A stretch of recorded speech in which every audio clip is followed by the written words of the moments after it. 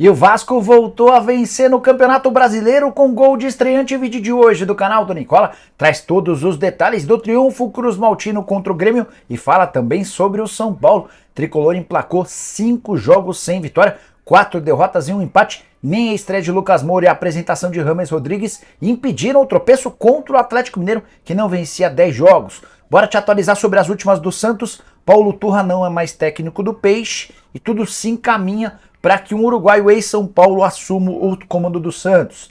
Tem ainda informações importantes do mercado que está acontecendo com o Corinthians, especificamente com o Renato Augusto, que deixou a delegação em Porto Alegre e nem vai viajar para a Argentina para o confronto contra o News Old Boys. Tem também as últimas do mercado, bastidores, finanças e muito mais. Tudo isso a partir de agora. Deixa eu só me apresentar. Me chamo Jorge Nicola, jornalista esportivo, com passagens por Diário de São Paulo, ESPN, Rádio Bandeirantes, Bradesco Esportes FM, entre outras. E a missão por aqui é deixar você por dentro de tudo que está rolando com o seu clube do coração. Para não perder nada, só apertar esse botão vermelho de inscreva-se. Combinado?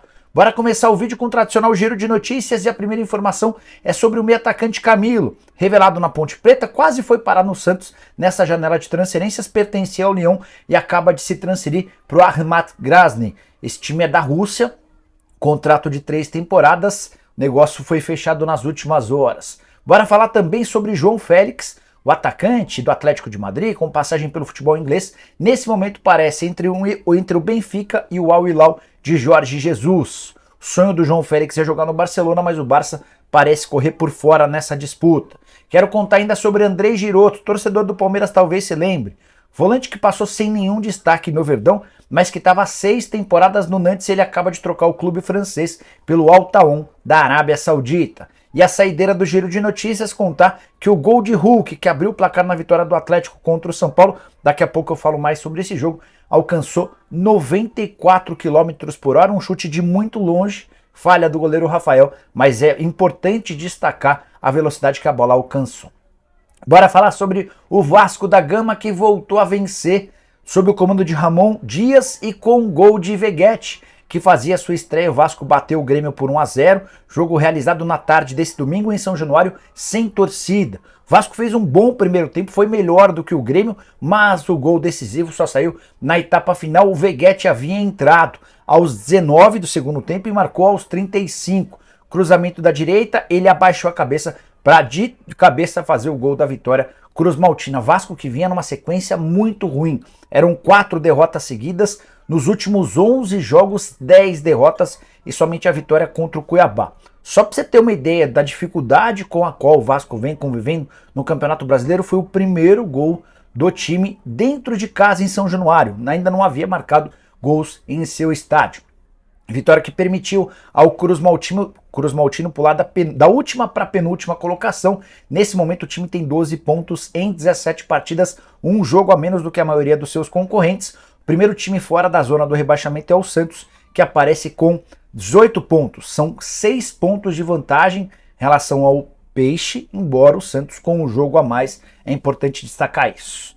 Falei sobre o Veguete, autor do gol, o herói do jogo, o eleito craque da partida, mas queria destacar também a atuação do Paulinho, outro reforço para essa janela de transferências. Gary Medel deixou boa impressão e o Léo Jardim, que já conviveu com algumas atuações ruins, fez bom jogo e passou bastante segurança ao torcedor do Vasco.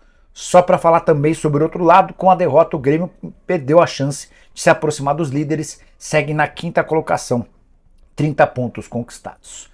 Hora de falar sobre o Santos, novidades importantes. O Peixe anunciou na manhã desse domingo a demissão de Paulo Turra.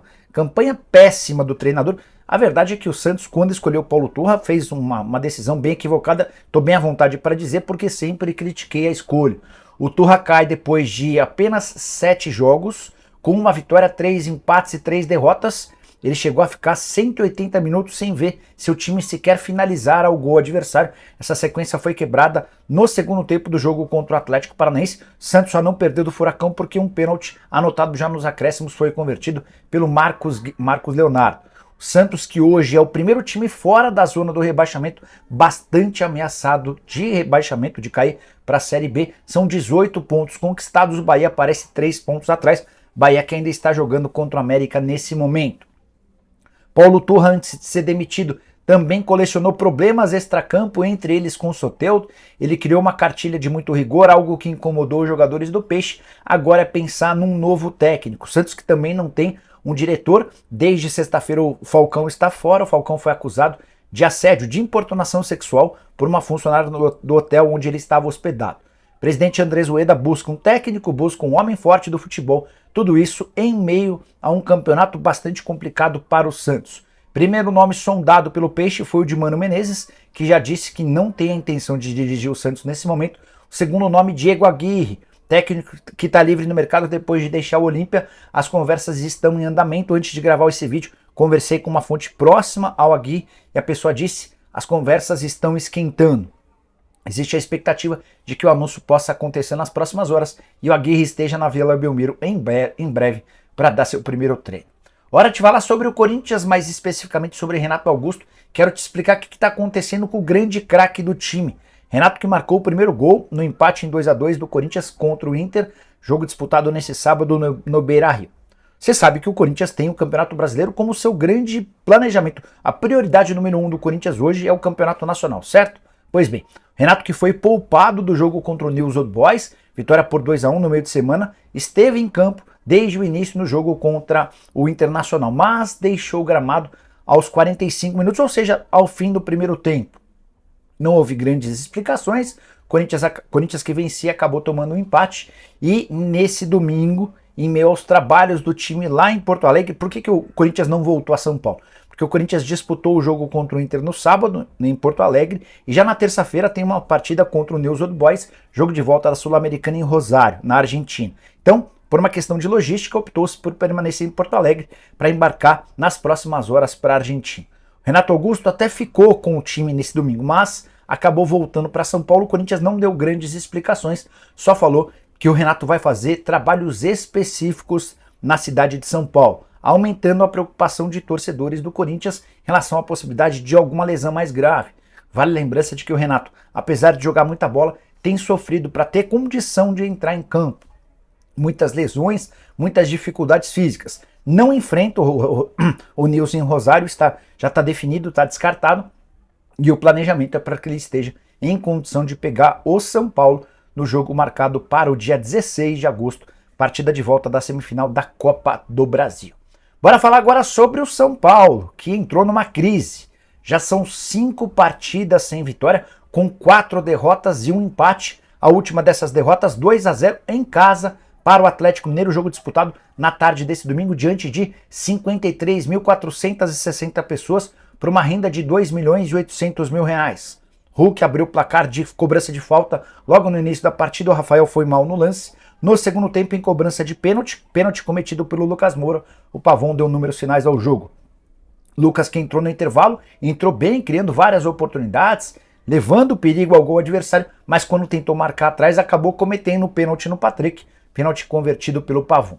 Por que a sequência do São Paulo preocupa tanto? Além dessa crise de falta de resultados, 4 derrotas, um empate, o único empate contra o Bahia dentro de casa e as derrotas para Cuiabá, Corinthians, São Lourenço e Atlético Mineiro. Além disso tudo, outra coisa que incomoda as pessoas, os dirigentes, os torcedores no São Paulo é a falta de gols. Só 2 gols marcados nesses 5 jogos contra adversários de qualidade discutível. Tudo isso às vésperas dos confrontos de volta da Sul-Americana e Copa do Brasil, jogos eliminatórios. Quinta-feira, São Paulo recebe o São Lourenço, precisando vencer por 2 gols de diferença para chegar às quartas de final. Se vencer por um gol, leva a decisão para pênaltis. Na semana seguinte, confronto contra o Corinthians, partida de volta, em que o São Paulo também precisa reverter derrota por 2-1 na condição de visitante. Para completar sobre o tricolor, Rames Rodrigues e Lucas foram apresentados antes do jogo. O Rames ainda não tem condição física, nem de inscrição para estar em campo. A ideia é que ele ganhe alguns minutos no jogo contra o Flamengo, marcado para o próximo final de semana, é o último jogo antes do duelo absolutamente decisivo contra o Corinthians. Dorival Júnior preocupado, está dando entrevista nesse momento falando a respeito da necessidade de o time evoluir em termos de ofensividade. Time que constrói pouco, cria poucas chances de gol. E para arrematar, uma curiosidade. Foi a 5ª derrota do São Paulo dentro de casa no estádio do Morumbi nessa temporada. E nesses 5 jogos sempre com muito público, tanto que o pior público dessas derrotas foi diante do Sport com 49.752 pessoas. São Paulo jogou em 8 partidas para mais de 50 mil pessoas e nessas 8 aparições, só 3 vitórias, aproveitamento de 41% dos pontos. Aqui que você atribui essa dificuldade do São Paulo diante de grandes públicos? É o fato de ter adversários mais pesados, exatamente por serem jogos maiores, ou o São Paulo tem sofrido no aspecto psicológico e treme diante do seu torcedor? Estou curioso para saber a sua opinião, use o espaço para comentário, deixe aquilo que você pensa, também não esquece de deixar like, de se inscrever no canal, de compartilhar o vídeo e de assistir também ao nosso canal de cortes, beleza? Pouco mais tarde tem live para membros, tem também a live tradicional de domingo, aquela que fecha o expediente esportivo. Conto com a presença de todos, abraço, tchau!